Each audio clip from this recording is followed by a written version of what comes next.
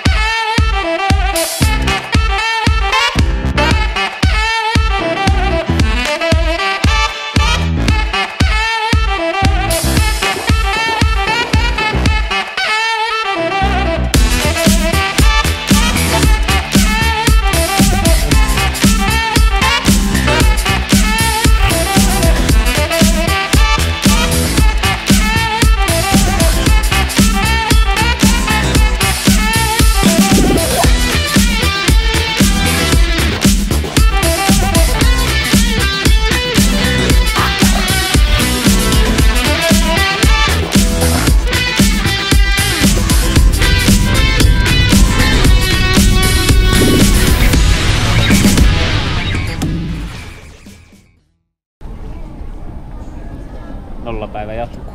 Istanbulissa. Edelleen. Edelleen. Mistä me tultiin? Äsken otettiin kuva, mitä tultiin. Niin kuvaa. Ilkan ruokablogi kertoo nyt meille Turkish Airlinesin ruoka-arvioon. Joo. Kärkee heti, niin tietenkään vertailukohta ei ole tämän reissun puitteissa hirveästi vielä tullut, mutta 4/5 oli hyvä.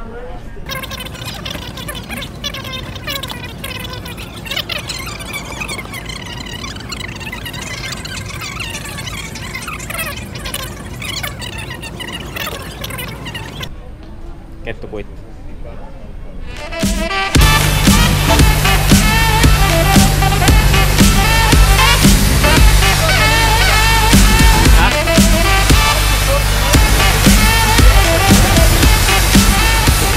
Nyt mennään! Kohta lennetään taas.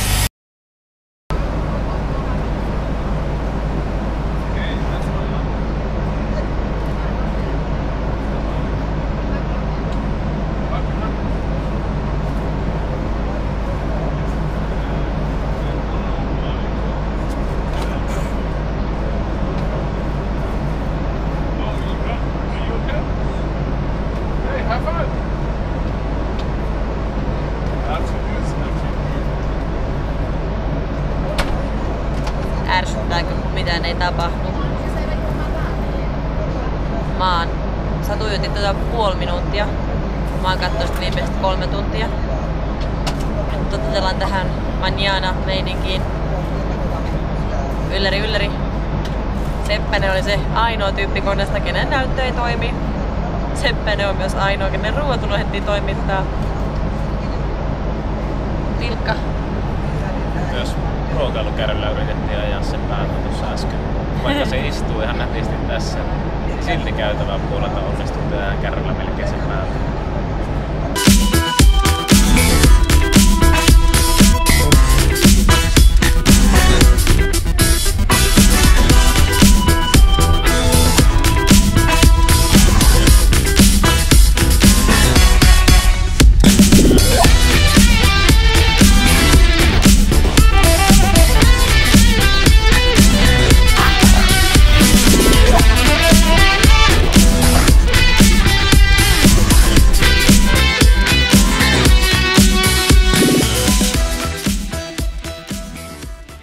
Siinä näkyy meidän uusi takapia. Just päästiin Narviin. 24 tuntia matkattiin ja muutama vastoinkäyminen. Täällä ollaan. Aika vähällä selvittiin. Mitä monesti on muuten koettu, että taksilla suhailtiin vähän ylimääräisiä mutkia. Ja Mulla ei ollut kummallakaan lennolla ruokaa ja lentoiva pahoinpiteli mua menneen tullen ja mun screen ei toiminut lentokoneessa, kaikilla mulla toimi ja se ei mennyt edes pois päältä ja niin. Ei, no siis ei. Hyvin vähällä, mutta hyvin vähällä. Vähillä unilla. Tunti 2 nukuttu ja nyt sitten vedetään vähän Sarpan superfoodeja nassukkaa ja ei muuta kuin pari tuntia untopalloon sitten ja kai sitä sitten käydään jossain ihmettelemässä. Tai sitten nukutaan koko päivä ja Mennään vasta huomenna ihmettelemään. Vettä Nukutaan pitää huominenkin. Ehkä me nukutaan vaan täällä. Katsotaan. Peace and love. Over and out. Kettu kuittaa. Kalteretkin ei päästä. Muuten tossa toi jäpä nukkuu teltassa. Se on true camper.